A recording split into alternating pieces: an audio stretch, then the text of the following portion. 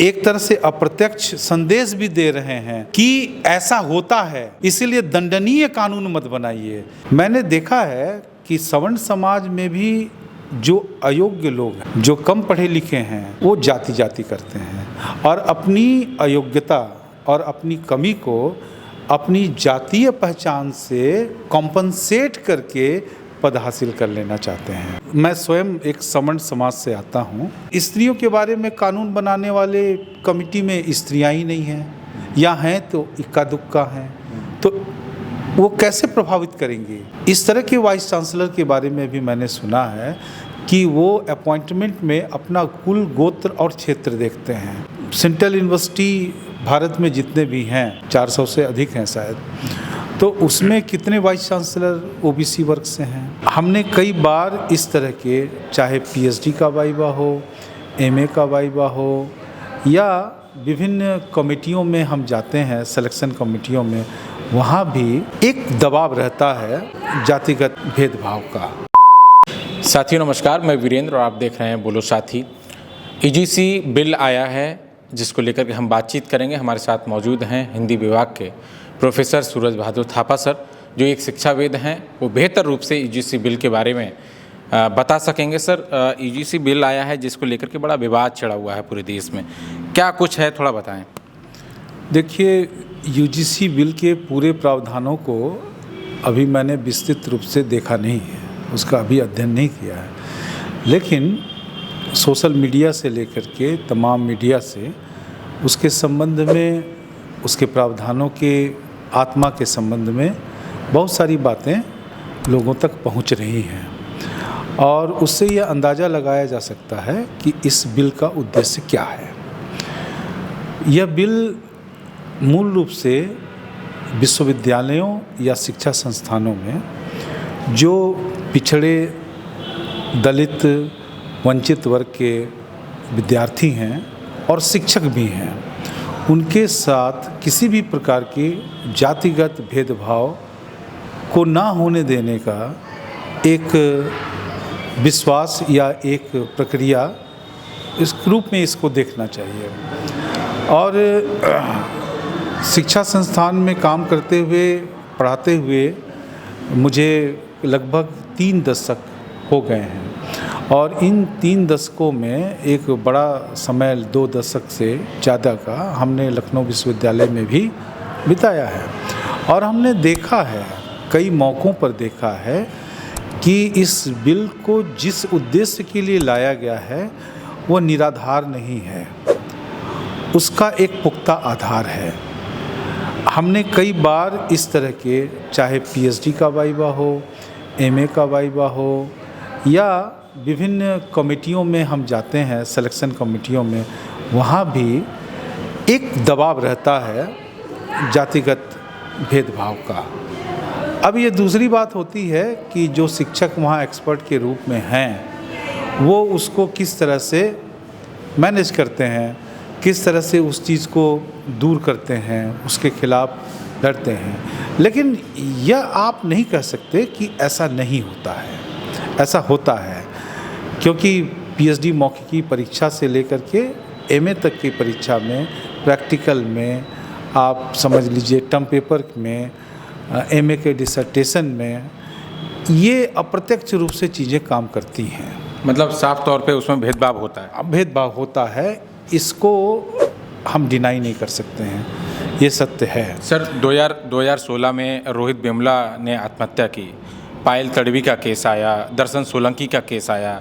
उनकी मां जब कोर्ट में पहुंची, उसके बाद 2012 के नियम के बदलाव के बाद उसमें ओबीसी को जोड़ दिया गया, जिसको लेकर के एक बड़ी मात्रा में ओबीसी को जोड़े जाने के बाद विरोध हो रहा है। मतलब एससी एसटी को नहीं, ओबीसी का जब से जोड़ा गया है कि ओबीसी के छात्रों के साथ, अध्यापकों के साथ, कर्मचारियों के साथ जो भी अन्यायपूर्ण या भेदभाव जिस तरीके से जो है उनके साथ छुआछूत या फिर जो होता है, उनके बाद जो है ओबीसी को जोड़ने के बाद ये विरोध ज़्यादा देखने को मिल रहा है। क्या आपको लगता है कि ओबीसी के साथ भी ये भेदभाव होता है, और फिर विरोध हो रहा है तो क्यों हो रहा है और क्यों नहीं होना चाहिए? बिल्कुल होता है, क्योंकि मैंने देखा है कि हमारे विश्वविद्यालय के कई विभागों में कितने ओबीसी प्रोफेसर हैं, ये कौन सा रोस्टर सिस्टम है जिसमें पिछड़े वर्ग के शिक्षक नहीं आ पाते हैं या प्रमोशन में उनको एनएफएस कर दिया जाता है। अब अंडर द कैमरा अगर इंटरव्यू हो और बहुत ट्रांसपेरेंट तरीके से अगर सारी प्रक्रियाएं हों तो चीज़ें खुद ब खुद सामने आ जाएंगी। अब मैंने देखा कि सेंट्रल यूनिवर्सिटी भारत में जितने भी हैं 400 से अधिक हैं शायद, तो उसमें कितने वाइस चांसलर ओबीसी वर्ग से हैं, है ना। और ऐसे उदाहरण मेरे सामने हैं कि ओबीसी वर्ग के छात्र, देखिए हम छात्रों को जब पढ़ाते हैं तो हम ये देख कर नहीं पढ़ाते हैं कि कौन सवर्ण है, कौन ओबीसी है, कौन दलित है। हमारे लिए, एक शिक्षक के लिए छात्र समान होते हैं। जब छात्र समान होते हैं तो उसकी योग्यता को आंकने का जो नज़रिया होना चाहिए वो वही तो समान होना चाहिए। लेकिन जैसे ही हम ये देखेंगे कि ये हमारी जाति का नहीं है या ये हमारे वर्ग का नहीं है और हमारा मूल्यांकन का नज़रिया बदल जाए तो ये एक बहुत बड़ा भ्रष्टाचार है। तमाम आलोचकों का ये भी कहना है कि ये सामान्य वर्ग के जो छात्र हैं उनके साथ बड़ा अन्याय किया जा रहा है। नहीं, अन्याय की अलग अलग तौर तरीके होते हैं, अलग अलग लेयर्स होते हैं। सामान्य वर्ग के छात्रों के साथ भी अन्याय होता है। मैंने ये देखा है, मेरे पास बीएचयू के बहुत सारे छात्र आए जो दलित और ओबीसी नहीं थे और उन्होंने, जो सवर्ण थे, अपर कास्ट थे, और उन अपर कास्ट लड़कों ने वहाँ पीएचडी में होने वाले एडमिशन में जो भेदभाव किए जाते हैं उसके बारे में बताया गया है।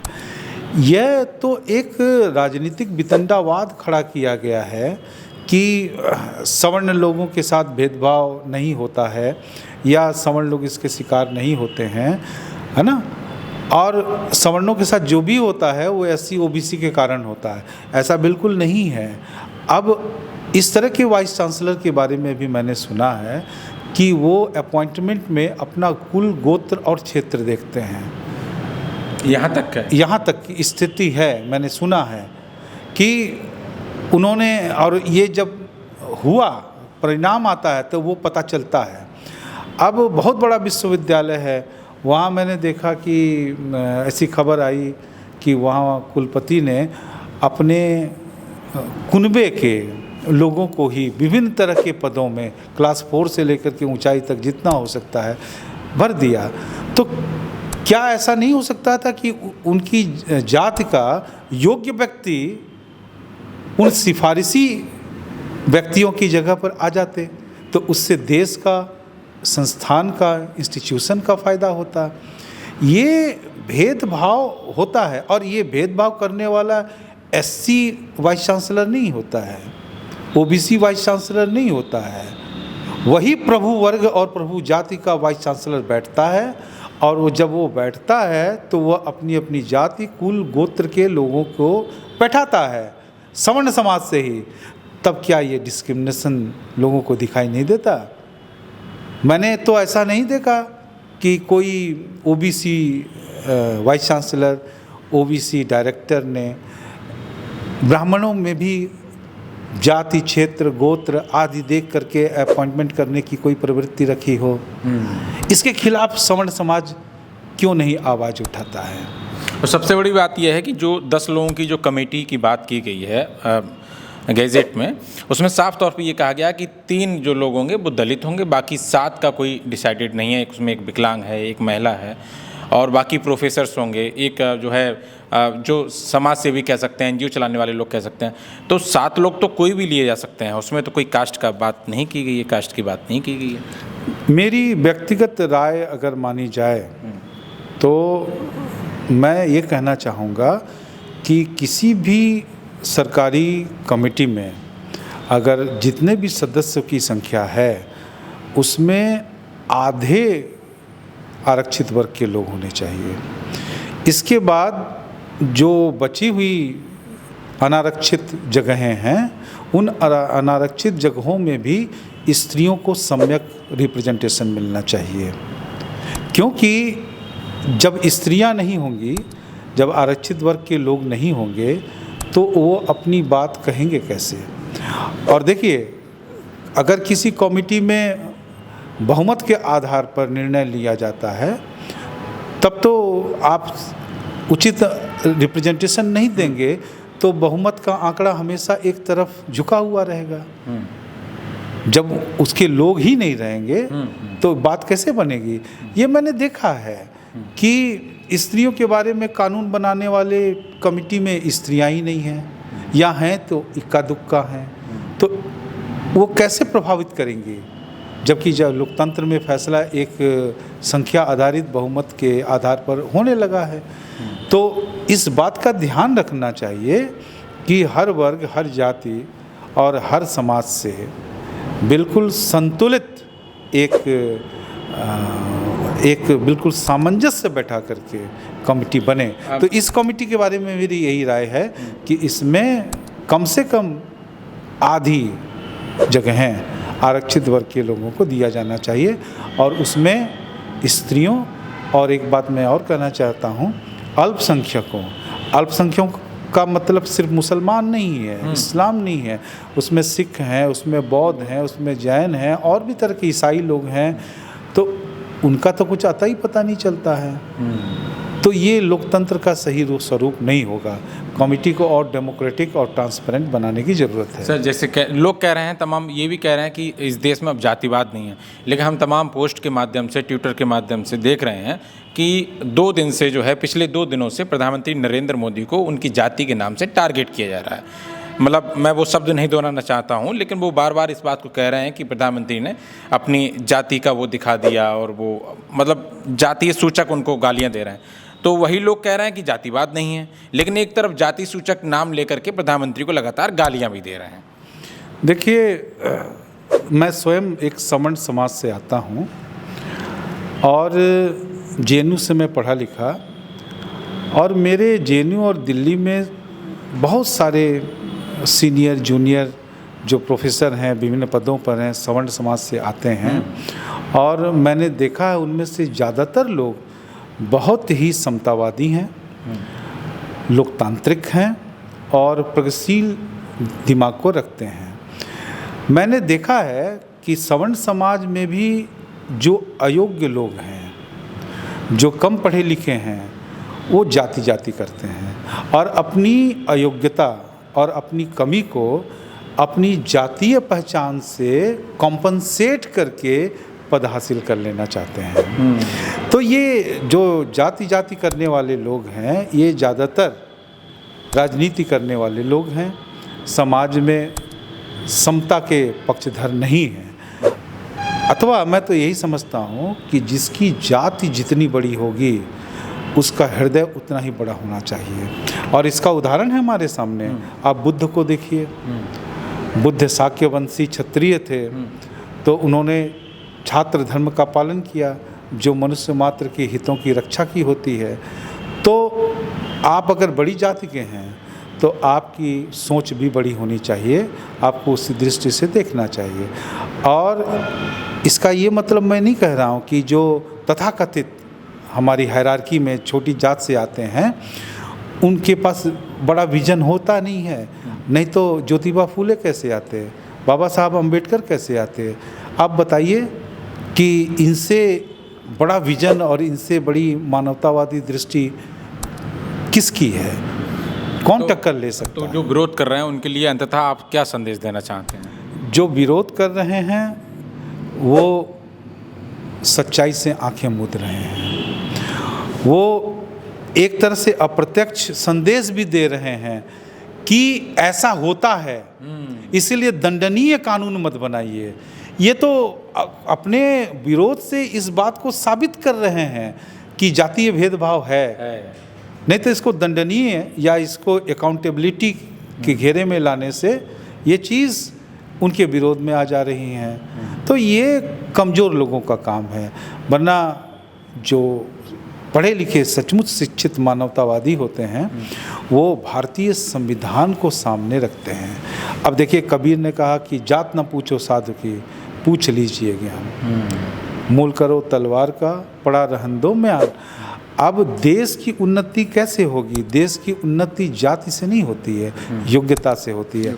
वो योग्यता चाहे जिस जाति से आए, जिस वर्ग से आए, हमें द बेस्ट को लेना है। अगर हम देश को सचमुच उठाना चाहते हैं और 47 तक विकसित भारत करना चाहते हैं, तो इस जाति के चश्मे को उठाकर फेंक देना चाहिए और सिर्फ योग्यता, भावना, योग्यता भी बहुत बड़ी चीज़ नहीं होती है, कमिटमेंट, ये महत्वपूर्ण है। आपका विज़न, आपका भावना, क्योंकि करत करत अभ्यास के जड़मति होत सुजान भी हो जाता है। अगर एक धूर्त और बेईमान ऊंचे वर्ग से है, वो पद पर बैठा है, लेकिन थोड़ा सा कमतर व्यक्ति है योग्यता में, लेकिन वो नीचे वर्ग से आता है, लेकिन वो बहुत ही प्रतिबद्ध है और बहुत ही ईमानदार है, तो मैं समझता हूँ कि उसकी अपेक्षा बेहतर देश के लिए वही होगा। तो ये तो आपकी विकास की दृष्टि है कि आप कैसा करना चाहते हैं। तो ये जाति का नाम लेकर के आप इस तरह का वितंडावाद खड़ा करेंगे तो ये ठीक बात नहीं है। ये सच है कि स्त्रियों के साथ, अल्पसंख्यकों के साथ और तथाकथित पिछड़े और दलित समुदाय के लोगों के साथ वो समानता का व्यवहार हमारे देश ने अभी करना सीखा नहीं है। ये मैं नहीं कह रहा कि ऐसा बिल्कुल उनके साथ होता नहीं है।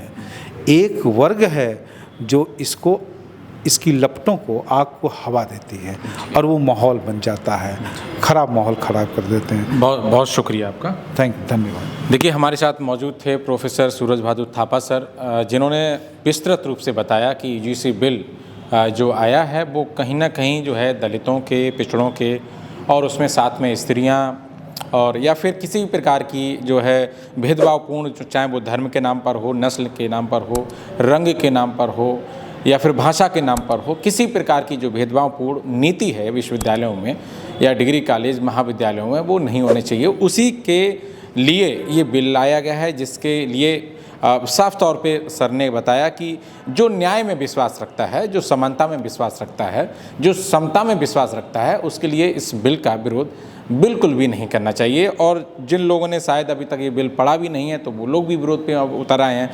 तो सर का ये भी कहना है कि उन लोगों को इस बिल के बारे में अध्ययन भी करना चाहिए, जिससे कि ये बिल लागू किया जा सके। हालांकि बिल अब जो है पेश हो चुका है, तो अब उसके तमाम लोग जो है अलग अलग तरीके से विरोध कर रहे हैं। हालांकि ये विरोध में नहीं है। अगर आप किसी के साथ गलत नहीं करते हैं तो फिर आपको डर किस बात का? सबसे बड़ा सवाल तो यही है। तो सर से हमने बातचीत की, आप क्या कुछ सोचते हैं ये पूरी बातचीत पर, और यूजीसी बिल को लेकर के कमेंट बॉक्स के माध्यम से अपनी प्रतिक्रिया देना ना भूलें। बहुत शुक्रिया।